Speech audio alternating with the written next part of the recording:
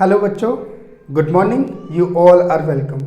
आज हम MCQs chapter first class 11th का स्टार्ट करेंगे और एक्चुअली में ख़त्म भी करेंगे इसी वीडियो में।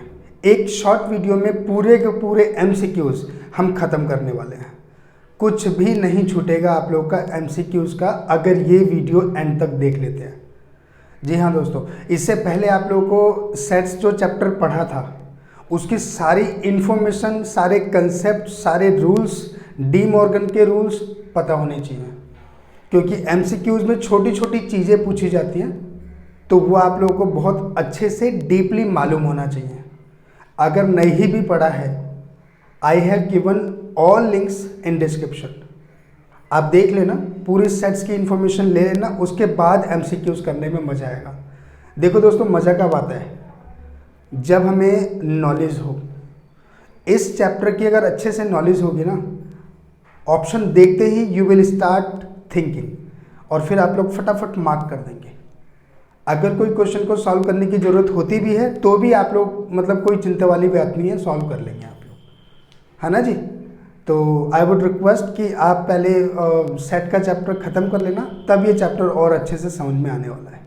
देखिए जी, MCQs में सबसे पहले MCQs में पहले जान लेते हैं। जैसे मान लो नल सेट क्या होता है। नल सेट क्या होता है मालूम है आप लोगों को? नल सेट का दूसरा नाम एम्प्टी सेट भी होता है। ठीक है, मतलब ये हो गया कि एक ऐसा सेट जिसके अंदर कुछ भी लिखा ही ना हो, है ना। जैसे सबसेट है, यूनियन है, इंटरसेक्शन है, डिफरेंस ऑफ सेट्स है, ये सारी चीज़ें बच्चों एक बार मालूम कर लेना। वैसे तो वाइल डूइंग ऑल सम्स जो भी छोटी छोटी बातें आएंगी मैं हैंड टू हैंड आप लोगों को समझाता रहूँगा, लेकिन जो डीपली अगर पढ़ना है तो एक बार वो चैप्टर देख लेना। ठीक है जी। देखिए आपके सामने यहाँ पे 6 क्वेश्चंस लिखे हुए, बस थोड़ा सा ध्यान देना, कोई दिक्कत वाली बात नहीं, आराम से हो जाएगा। जैसे पहला क्वेश्चन है, smallest set is such that A union B 1 2, मतलब A और इसका यूनियन निकाला है तो ये आया है। तो आप ये देख सकते हैं, पहले यूनियन का मतलब जान लेते हैं। क्या होता है यूनियन का मतलब? All elements are taken together but elements should not repeated, है ना। एलिमेंट कभी रिपीट नहीं करना आप लोगों को, ठीक है। तो देखो इसका यूनियन इसके बराबर है, तो आप देख सकते हैं 1 और 2 तो यहाँ दे रखा है, तो A में क्या होना चाहिए, दिमाग लगा लो, 3 4 5 ये होना चाहिए, तभी तो इसका कंप्लीट यूनियन ये बनेगा, है ना जी। तो इसका ऑप्शन क्या हो गया, 3 5 9 है ना, ये देखो A ऑप्शन हो गया, इसका हो गया पहला करेक्ट। दूसरा, एम्प्टी सेट इज A। अच्छा, एम्प्टी सेट क्या होता है दोस्तों? एम्प्टी सेट का मतलब होता है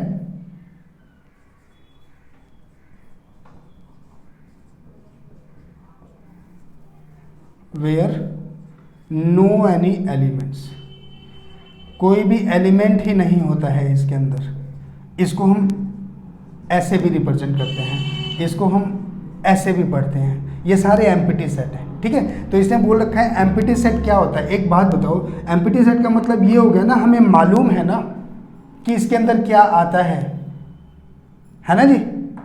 हमें मालूम है इसके अंदर कोई भी एलिमेंट नहीं है, तो मालूम का मतलब क्या हुआ, फाइनाइट सेट, है ना। इनवैलिड सेट हो नहीं सकता। इनफाइनाइट का मतलब ऐसा जो हमें मालूम ना हो।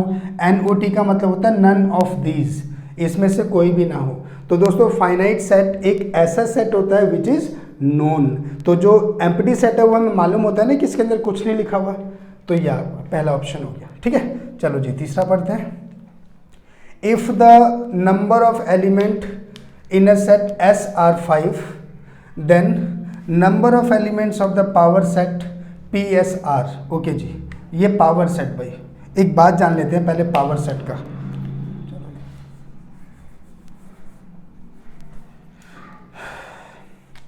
जैसे पावर सेट निकालने से पहले क्या करते हैं, पहले ना सबसेट निकालते हैं दोस्तों।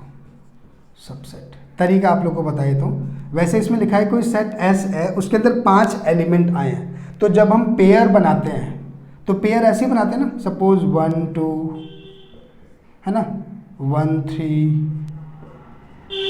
2 2 2 3 2 5, लो जी, ये मैंने सपोज करो सेट बना लिया, तो कोई भी सेट बनता है वो दो दो का पेयर बनता है ना। तो इसमें करते कैसे हैं, यहाँ पे 2 लिखकर रूल होता है ये, नंबर ऑफ आपसे नंबर ऑफ एलिमेंट पूछेगा ना, या तो पावर का पूछे या सबसेट का पूछे, सेम तरीके से बताया जाता है। तो इसमें जितने एलिमेंट का पेयर बनाया है वो लिखो, और इनटू में जितने एलिमेंट लिखे हैं उसकी पावर आ जाएगी, सिंपल है ना। तो कितना हो गया ये 32, तो इसमें आपका 32 ये रहा। ठीक है जी, आगे बढ़ते हैं। Every set is a dash of itself. पहला है इम्प्रॉपर सबसेट, दूसरा है complement, proper subset, none of this. तो दोस्तों पहले जान लेते हैं इम्प्रॉपर सबसेट होता क्या है। प्रॉपर सबसेट क्या होता है, जैसे मान लो एक एग्जांपल ले लेते हैं, क्वेश्चन नंबर 5 कर रहे हैं ना, नहीं 4 कर रहे हैं। जैसे मान लो कोई सेट ए है, ए में 1 2 3 4 5 ये लिख लिया, ठीक है, और बी में हमने कुछ लिख लिया 1 ही लिख लिया, चलो ठीक है। तो भाई प्रॉपर सबसेट का मतलब हुआ, ये लिखे ना, प्रॉपर सबसेट का मतलब ये हो गया कि जो भी ये एलिमेंट है एक दूसरे से मैच कर रहे हैं ना। जैसे यहाँ पे मैंने 1 लिखा है, इसके अंदर 1 है कि नहीं, तो ये प्रॉपर सबसेट हो गया, है ना। ये प्रॉपर सबसेट हो गया, जो मैच करते हैं एलिमेंट, है ना, जिसको हम जॉइंट सेट्स पे बोल सकते हैं। अच्छा, इम्प्रॉपर क्या होता है भाई, इम्प्रॉपर सबसेट, इम्प्रॉपर सबसेट का मतलब सीधी सी बात है, एक ऐसा सेट, एक ऐसा सेट जिसके अंदर इसके सारे ओरिजिनल एलिमेंट्स मैच करते हो। मतलब ए है, बी है, अब सपोज करो एक और होता फंक्शन सी, तो एक ऐसा सेट बताना है जिसके अंदर एलिमेंट्स लिखे होंगे वो सारे ओरिजिनल एलिमेंट से मैच करते होंगे, ए बी सी जितने भी सेट्स हैं, उसको इम्प्रॉपर सेट बोलते हैं। तो इसका ऑप्शन क्या होना चाहिए, every set is a of itself. मतलब क्या हुआ, कोई भी सेट है वो अपने आप का इम्प्रॉपर सेट ही तो होगा, है ना। 1 2 3 4 5 लिखा हुआ है, अगर मैं बोलूँ कोई इम्प्रॉपर सेट क्या हुआ इसका, तो बेटा इम्प्रॉपर सेट क्या होगा, यही होगा ना, सारे एलिमेंट ओरिजिनल एलिमेंट इसमें मैच करने चाहिए, है ना। तो इसका आंसर क्या हो गया, इम्प्रॉपर सबसेट। आगे बढ़ते हैं। If A union B equal to A union C and A intersection B equal to A intersection C. अच्छा, यूनियन का मतलब सारे एलिमेंट्स लिख देना, ग्रुप करके लिख देना, है ना। और इंटरसेक्शन का मतलब क्या होता है, हमें सिर्फ कॉमन पॉइंट्स लिखने होते हैं। एक काम करते हैं, इसका वेन डायग्राम बनाते हैं। लिखा A union B union C. एक बात बताओ, अगर ये यूनियन है दोनों एक दूसरे के, तो इसका मतलब यही तो हुआ, तीनों यूनियन हो गए, है ना जी, राइट है ना। चलो, अब उसके बाद लिखा है A intersection B intersection C, तो इसका मतलब क्या हुआ भाई, ये हो गया इंटरसेक्शन, यही तो हुआ। अच्छा, अगर हम वेन डायग्राम बनाएं तीनों का, ए बी सी, समझना, यहाँ पे यूनियन का मतलब तो सारी चीज़ें इसके अंदर A1, ये यूनियन का मतलब क्या हुआ, इसमें सारी चीज़ें ले लेंगे, मतलब पूरा पोर्शन आ गया यूनियन में, है ना। इंटरसेक्शन की बात करते हैं, ए इंटरसेक्शन बी, तो ए इंटरसेक्शन बी का कॉमन पोर्शन ये है, ठीक है।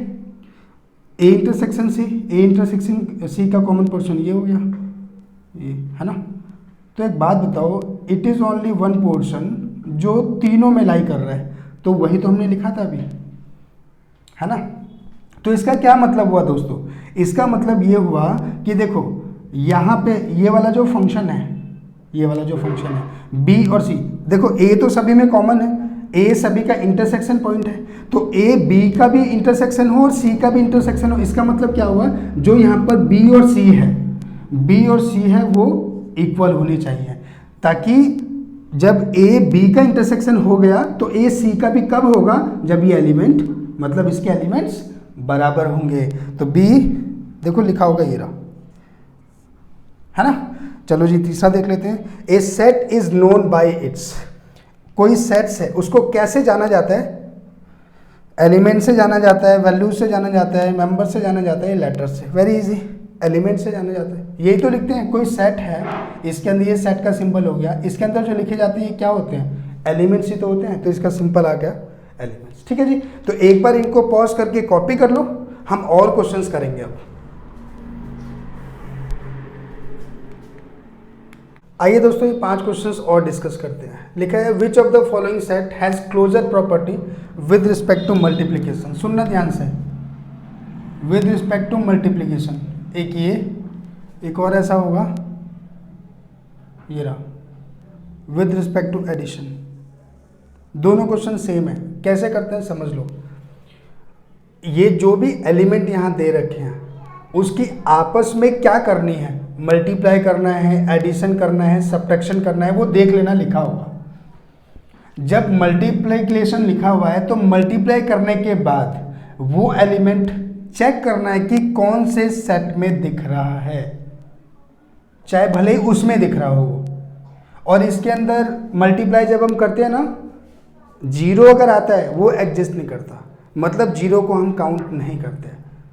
ऐसे तो जीरो, जैसे देखो यहाँ पे लिखा है 0 1, इसकी मल्टीप्लाई करेंगे तो जीरो, वो तो जीरो इसके अंदर टैली कर ही रहा है। तो ऐसी कंडीशन में जीरो एग्जिस्ट नहीं करता, मल्टीप्लाई करने के बाद जीरो को काउंट नहीं करते, वो उसके अंदर फिर नहीं माना जाता। ठीक है, जैसे देखो ये तो ऐसे कैंसिल हो गया, इसकी मल्टीप्लाई करो -1 × 1 क्या आ गया दोस्तों, -1 × 1 क्या आ गया, -1। अब ये चेक करो कि -1 इसी में है या नहीं है ना, बिल्कुल, तो ये आपका आंसर हो गया।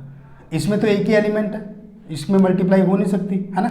यहाँ पे जब मल्टीप्लाई करेंगे तो -1 × -1 ये 1 इसमें होना चाहिए, इसमें तो है नहीं वो, बस that is called closure property multiplication का। ठीक है, चलो जी एडिशन वाला भी देख लेते हैं। अब यहाँ पे क्या बोल रखा है, क्लोजर प्रॉपर्टी है विद रिस्पेक्ट टू एडिशन। अब विद रिस्पेक्ट टू एडिशन में हम जीरो लेते हैं या सब्ट्रैक्शन हो जीरो लेते हैं। ठीक है जी, तो इसमें आपको भाई दो फंक्शन को ऐड करो, जैसे मान लो यहाँ पे एक है, यहाँ पे एक है, ये तो सीधा रिजल्ट ही दे रखा है ना। ये 1 और 1 इसको ऐड करो, 1 और 1 ऐड करोगे 0, तो क्या 0 इसके अंदर है, ये होगा नहीं। इसको ऐड करो, 1 और 1 कितना आ गया 2, क्या इसके अंदर है 2, इसको नहीं लेंगे। यहाँ पे आप लेंगे नहीं, ये 0 वाला आ जाएगा। Closure property with respect to, closure का मतलब छोटी प्रॉपर्टी, क्लोजर का मतलब हो गया कि मतलब इसके अंदर कौन ज़्यादा क्लोज है किसी नंबर के, है ना, तो 0 क्लोज है। तो ये वाला ऑप्शन आपका ठीक है, याद रहेगा जी। चलो जी आगे देखते हैं question number 8। A survey shows that 63% of the Americans like cheese whereas 76% like apples. If X% of the American like both cheese and apples, then we have, चलो जी ये चेक करना है। सबसे पहले देखो,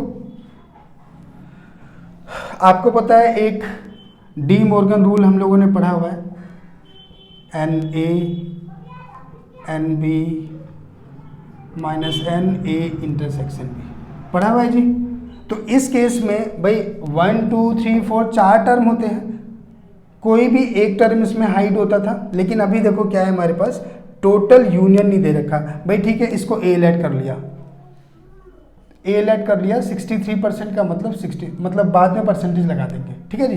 अच्छा, चीज़ पसंद करते हैं 76%, बी ऐड कर लेते हैं, है ना, X% बोथ, यानी ए इंटरसेक्शन बी, ये X ऐड कर लेते हैं। ठीक है जी, यूनियन तो नहीं है, तो यूनियन में जब ऐसे केस में परसेंटेज वाला होता है तो हम क्या मानते हैं, 100, क्योंकि परसेंटेज कितने का चल रहा होता है 100 का, इसलिए इसको 100 मान लेंगे। बाकी इस फॉर्मूले में आ जाओ, यूनियन कितना है जी 100, एन ए कितना है 63, 76 माइनस ये X% है तो X मान रखा है ना, इसको उठा के इधर ले आओ, ये कितना हो गया 139 माइनस 100, ये आ गया 39। तो 39 का मतलब ये हो गया भाई, एक बात बताओ, X जो हमने निकाला है X%, both cheese and apples, इसके अंदर दोनों पसंद करते हैं, दोनों। अगर ये ऑप्शन नहीं होता ना हमारे पास तो हम डायरेक्ट आंसर बता देते, देखो ये आ गया, डायरेक्ट बता देते। लेकिन इन्होंने ना यहाँ ग्रेटर देन, मतलब less than, equal to, less than, ये दे के ना बातें फंसा दी है। तो इसका हमेशा ध्यान रखना, ये जो 39 आया है बोथ इंटरसेक्शन आया है, तो क्या इसके अंदर इसके अंदर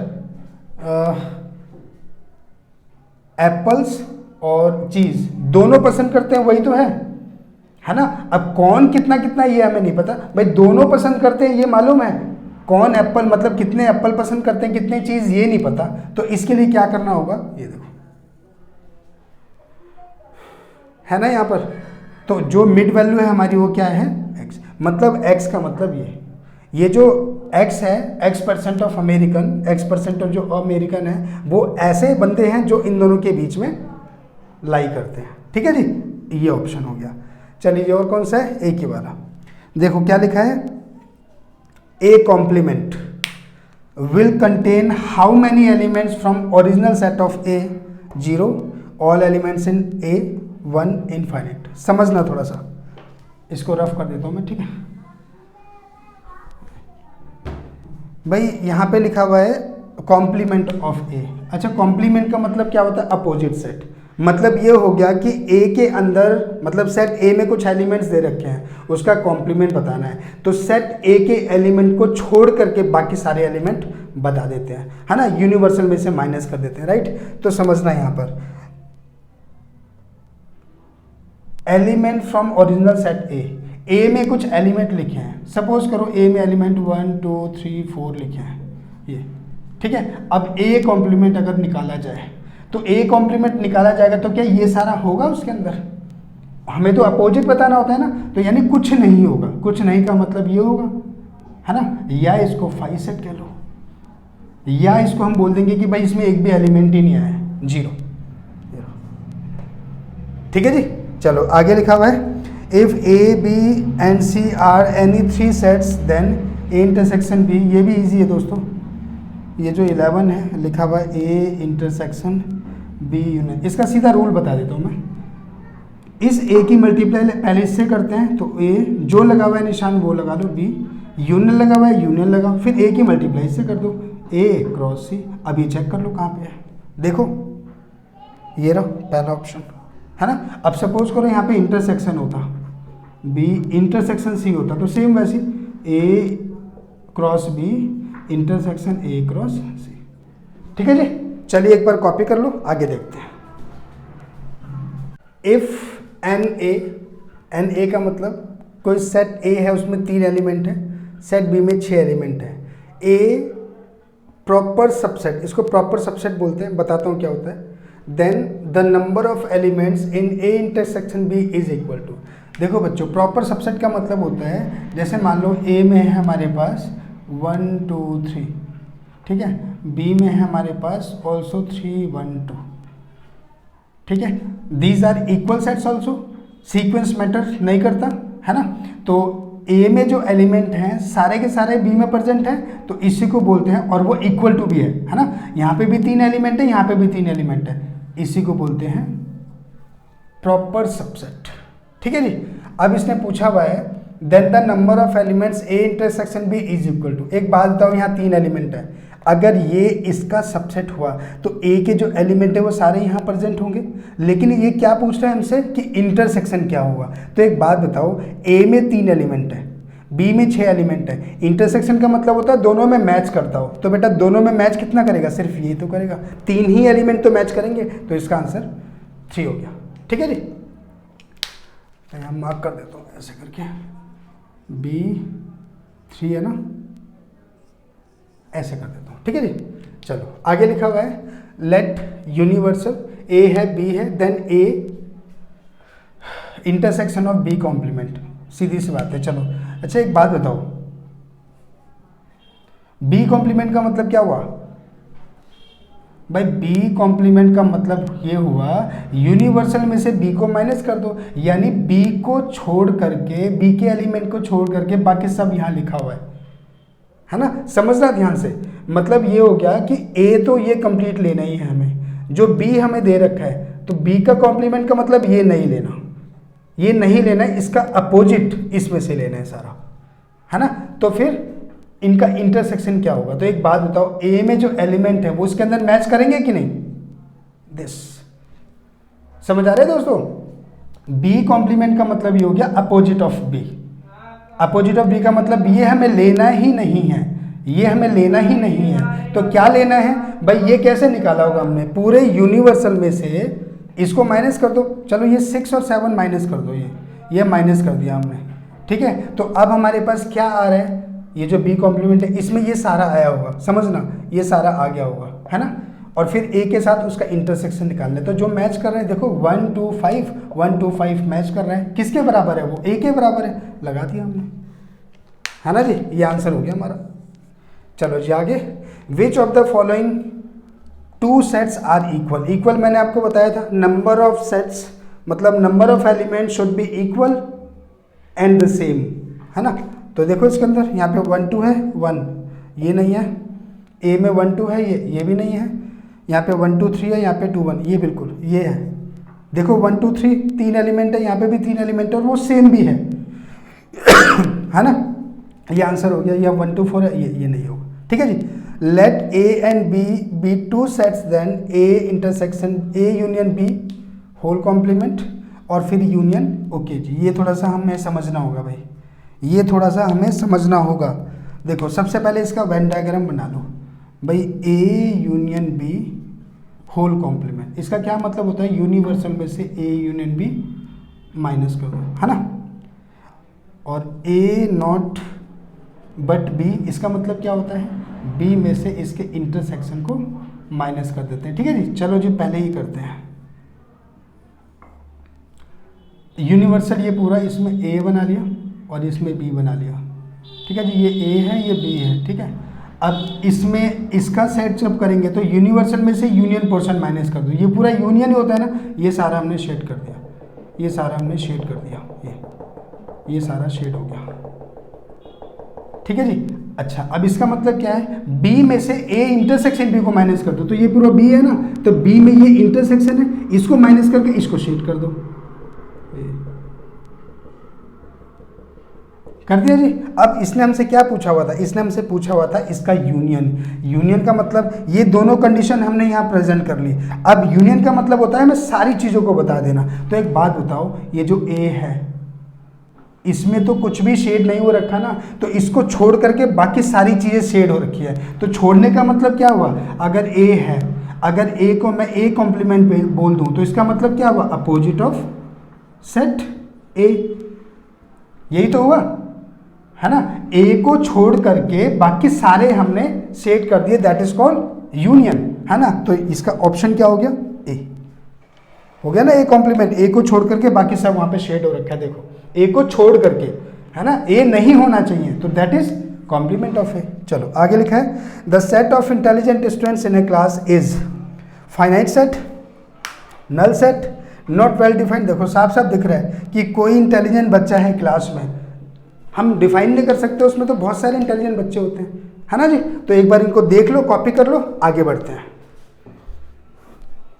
चलिए जी देखते हैं, 17 क्वेश्चन है, ए दे रखा है, बी दे रखा है, देन ए इंटरसेक्शन बी। तो इंटरसेक्शन का मतलब क्या होता है, we have to take common points, है ना। इसमें आप कॉमन देख लो बस।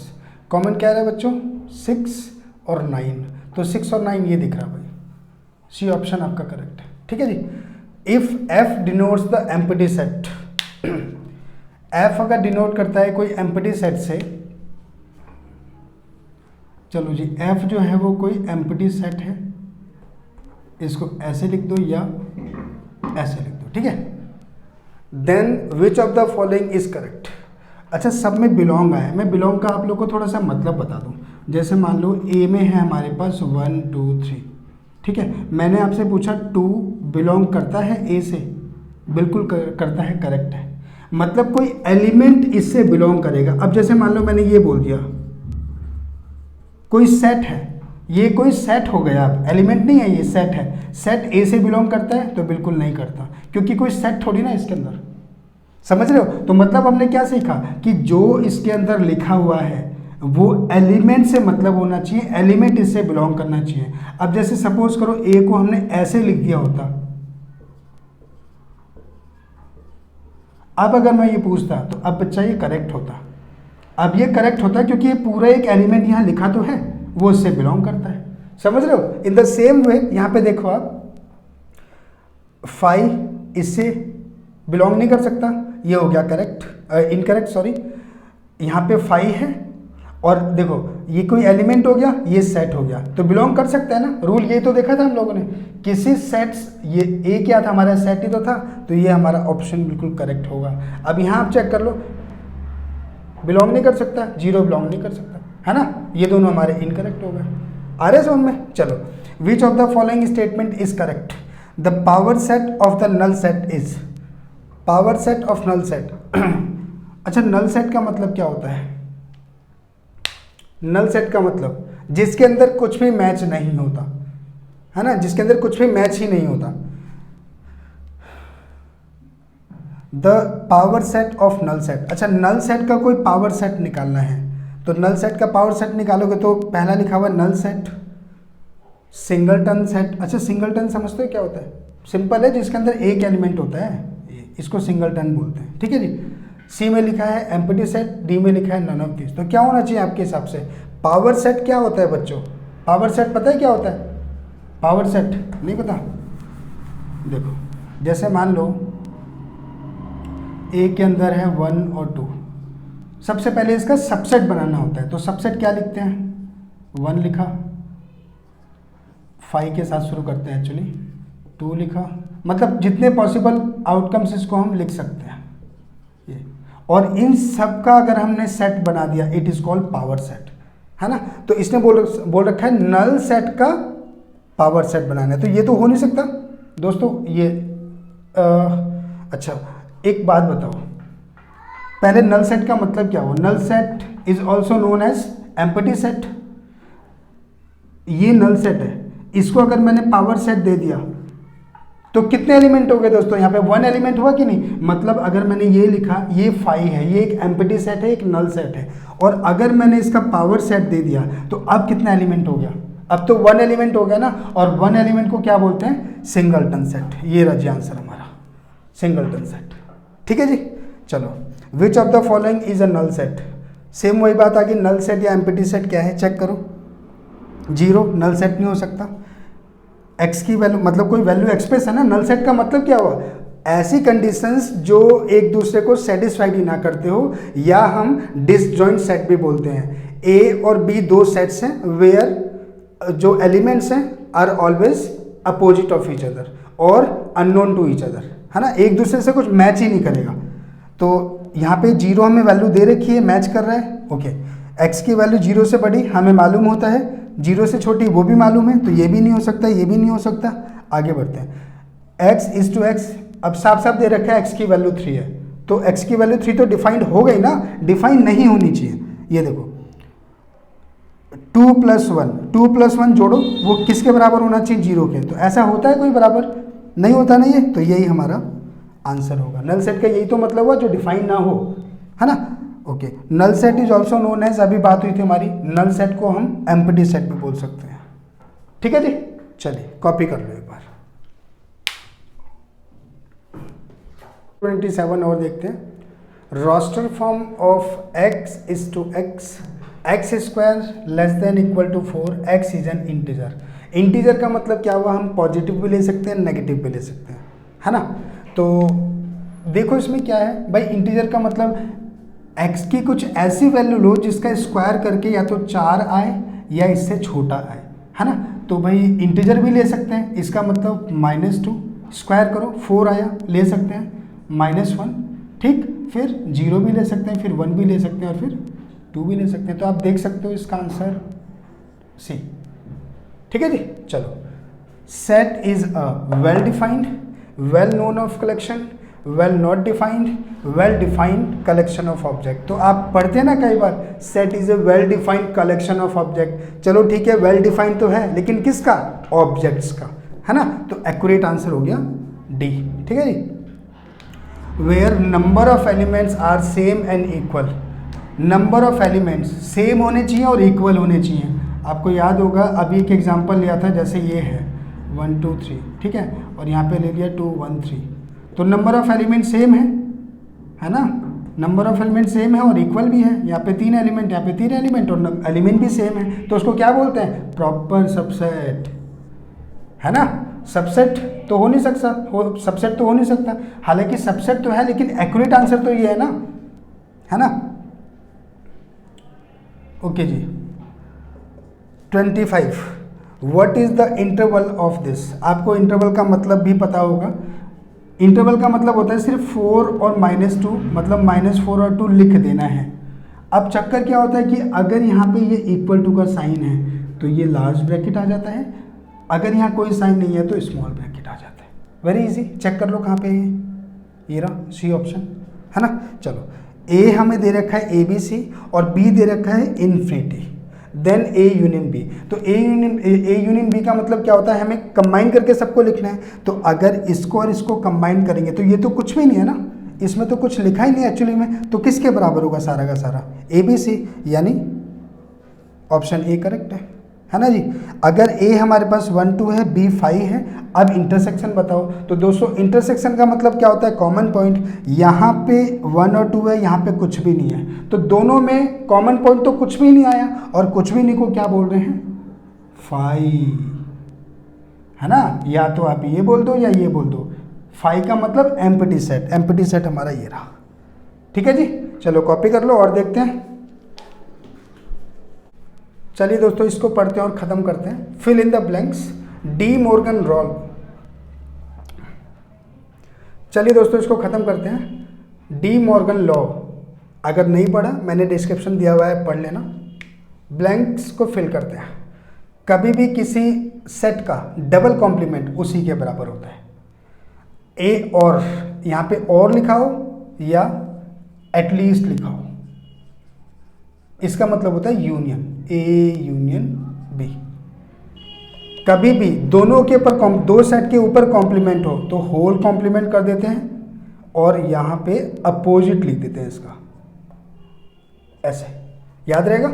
दोनों के ऊपर कॉम्प्लीमेंट है तो होल कॉम्प्लीमेंट, यहाँ यूनियन है तो इंटरसेक्शन, यहाँ इंटरसेक्शन होता तो union. Neither A nor be, बस पूछा जा रहा है आपसे कि इसको लिखते कैसे हैं। नाइदर ए नॉर बी, इसके बीच में हमेशा इंटरसेक्शन आता है। ठीक है जी। अगर ए और ए कॉम्प्लीमेंट ऑफ ए का इंटरसेक्शन निकाला जाए तो 5 आ रहा है, बताना ट्रू है और फॉल्स है। बच्चों देखो यहाँ पे ए लिखा है, यानी ए के कुछ एलिमेंट्स होंगे, और यहाँ अपोजिट ऑफ ए, मतलब यहाँ पर ए के एलिमेंट्स नहीं होंगे। यहाँ पे ए के एलिमेंट लिखे हैं, यहाँ पे नहीं होंगे। तो एक बात होता है, दोनों में कुछ मैच करता है। यहाँ पे तो लिखा हुआ है 5, यहाँ पे लिखा हुआ है कि अगर इन दोनों का इंटरसेक्शन निकालते हैं तो कुछ भी मैच नहीं कर रहा है, इसका मतलब 5 आना चाहिए। तो ट्रू है और फॉल्स है, बिल्कुल जी ट्रू है, कुछ मैच ही नहीं कर रहा तो 5 ही आएगा, है कि नहीं। Which of the following is correct if A intersection of B not as Venn diagram. मतलब इसका वेन डायग्राम प्लॉट करना है आपको, आपके सामने प्लॉट हो रखे हैं, आप देख लो। इसका मतलब क्या होता है वो जान लो। इसका मतलब क्या हुआ, जिसके ऊपर नोट नहीं होता उसमें से इसके इंटरसेक्शन को माइनस कर देते हैं। अब चेक करो, ये इंटरसेक्शन ये होगा नहीं, इसको इंटरसेक्शन बोलते हैं ना। ए में से इंटरसेक्शन को माइनस कर दो। एक बात बताओ, ये पूरा ए है, उसमें इंटरसेक्शन पॉइंट यही है ना पूरा, इसको माइनस करके जो बचा उसको सेट कर दो, यानी इसका ऑप्शन क्या होना चाहिए, सी। ठीक है, ये तो अपोजिट हो गया। ये किसका हो गया, ये तो इसका हो गया ना। ठीक है जी, चलिए एक बार कॉपी कर लो बच्चों। In a short video we have finished all MCQ sums, concepts, topics, formulas of sets chapter. इतना ही नहीं है, मैंने PDF भी डाला हुआ है लिंक में, आप देख लेना। उसके अंदर और भी क्वेश्चंस की प्रैक्टिस आप कर लेंगे तो आप लोग बहुत स्ट्रांग और बहुत कॉन्फिडेंट हो जाएंगे इस चैप्टर को करने के बाद। MCQs का कुछ भी नहीं छूटेगा आप लोगों का। तो दोस्तों मेरे को कमेंट करके बताएं ये वीडियो कैसी लगी। सब्सक्राइब कर लें अगर मेरे चैनल को सब्सक्राइब नहीं किया है तो। बाकी पढ़ते रहें, बने रहिए मेरे साथ। अपने दोस्तों से ज़रूर शेयर करिए वीडियो, ताकि उनकी भी तैयारी होती रहे। ठीक है जी, तो मिलते हैं अगली वीडियो में। अपना ख्याल रखिए, सुरक्षित रहिए। Keep learning, keep growing.